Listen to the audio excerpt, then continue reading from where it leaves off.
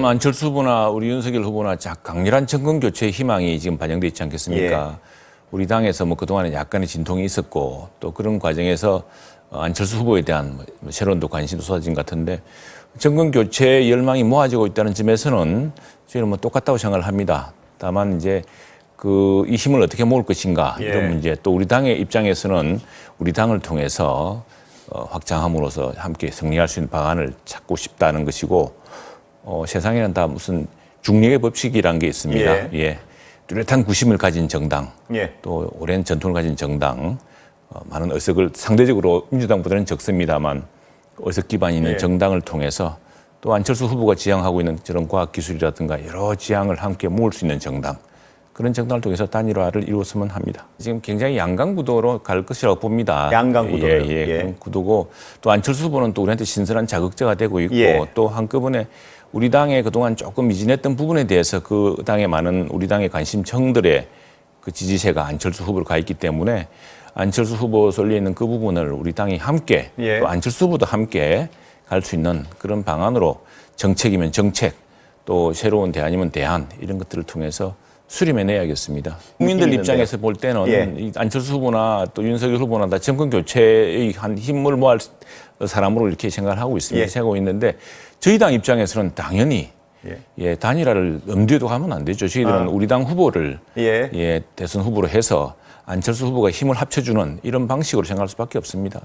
그 안철수 후보 절대로 민주당하고는 힘을 안 합칠 겁니다. 왜냐하면은 안철수 후보는 선의로 두 번씩이나 민주당 후보한테 사실은 지지율이 더 앞섰던 시기에조차도 양보를 했습니다. 양보해놨더니 한 사람은 성폭력으로 결국에는 참 스스로도 그 불명예스러운 선택을 했었고 또 한 분은 나라를 지금 이런 지경으로 지금 오지 않았습니까? 그래서 이제 이번에는 안철수 후보도 무슨 결심을 할 텐데 지난번 오재훈 후보하고 할 때는 정말 팽팽한 접전 속에서 경선을 해가지고 결정했던 것이거든요.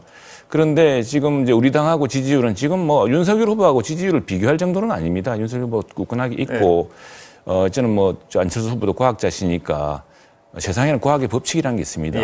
만유 인력의 법칙이고 중력의 법칙이고 우리가 다시 중력을 찾고 있고 중심을 찾고 있기 때문에 지금 국민들에게 그동안 미흡하고 좀 상당히 좀 여러 가지 그 걱정을 끼쳤던 부분을 빨리 해소했고 이제 오늘도 밝혔지만은 성장과 출산과 부동산 문제를 해결하려는 정책을 입체적으로 이제 내놓게 될 것입니다. 또 추진하게 될 것이고 이럴 경우에는 저희들 지지율 지금 조금 우리 내부 판단은 지지율의 변동이 다시 시작되었다고 보고 있습니다. 안철수 후보의 판단일 텐데 제가 안철수 후보에 대해서 제가 그 안철수 후보 입장을 대신할 수는 없는 것인데 근데 안 후보가 쭉 말씀하신 내용을 읽어보면은요 과거처럼 그렇게 내가 선의로 민주당 쪽에 이렇게 양보하던 그런 식은 하지 않겠다.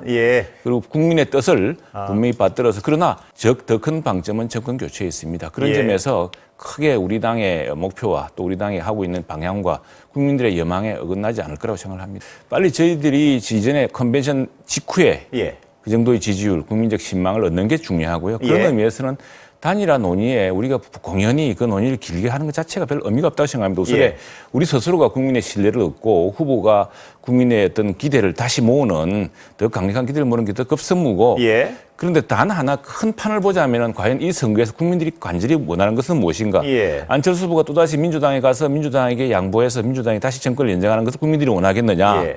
우리는 우리 일을 하고 안철수 후보는 안철수 후보의 수확을 하시면 되는 거고 우리는 열심히 아무튼 새로운 미래를 위해서 지난 민주당의 이 정부가 연장되지 않도록 최선을 다할 뿐이다라는 그런 말씀드리고 싶습니다. 국가가 다 해줄 수는 없는 일이고 또 소확행도 좋은 이야기지만 그건 사실 시장 군수 또 이런 지방자치단체가 해야 될 일도 많습니다. 우리가 지금 심각한 위기 상황에 처해 있거든요. 코로나가 벌써 2년째 장기화되고 또 문재인 정부 들어서 어떤 실행했던 경제정책의 실패 때문에 경제, 산업 여러 분야에서 고통받고 있습니다. 일자리라는 것이 많이 줄어들지 않았습니까? 일자리가 지금 세금으로 간신히 유지되는 그런 일자리들이 대부분이거든요. 실효적인 일자리는. 이 근본적인 위기를 어떻게 해결할 것인가. 오늘 윤석열 후보가 국정운영 비전을 발표했습니다만 우선에 지금 성장이 대한민국이 아주 성장을 해야 되는 국가입니다. 그런데 우리 성장이 이 경제 규모에 비해서 선진국보다 떨어져 있습니다. 잠재 성장률이. 지금 경제 성장률이 2%거든요. 이것을 4%를 다시 올리겠다. 그건 뭐냐 하면은 그동안 문재인 정부 들어와서 무슨 일자리 정책이나 무슨 정책이나 해가지고 과도하게 좀 이념지향적으로 가는 바람에 또 서둘러 가는 바람에 시장을 오히려 망치고 일자리를 오히려 망치고 했던 그런 것들을 다시 살리기 위해서는 예. 시장 경제 또 기업의 어떤 투자를 되살릴 수 있는 그런 여건이 중요합니다. 예. 그걸 할 경우에 이제 잠재 성장률이 현재 2%대 4%로 올릴 수 있다. 결국 국가가 다 해줄 수가 없습니다. 예. 시장의 활력, 또 민간의 활력, 개인의 창의 이런 것들이 더 중요한 것이고요. 그런데 지금 그걸 또 개인에게만 맡길 수 없는 것이 바로 코로나 상황입니다. 예.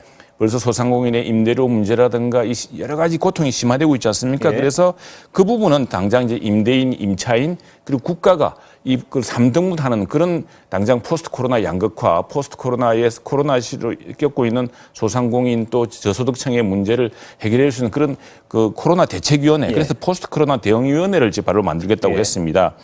또 하나 이제 우리 사회 결국 우리 국가 또 지역은 벌써 소멸을 걱정하는 지역들이 늘어날 예. 정도로 우리가 지금 저출생이 아주 심각한 문제입니다. 예. 그러니까 행복한 가정을 꾸릴 수 있고 행복한 사회가 되어야지만 출산도 늘어날 텐데 그걸 위한 국가적인 대책을 내놓겠다. 그래서 이제 사실은 또 가장 큰 부분은 아이를 키우기 위해서 경제적인 아주 비용이 많이 듭니다. 그런 그렇습니다. 부분을 예. 국가가 부분적으로 뒷받침해주는 그런 구체적 정책들을 지금 하나하나 이제 오늘 일부 내놓았고 예. 또 더 구체적으로 해놓을 것입니다.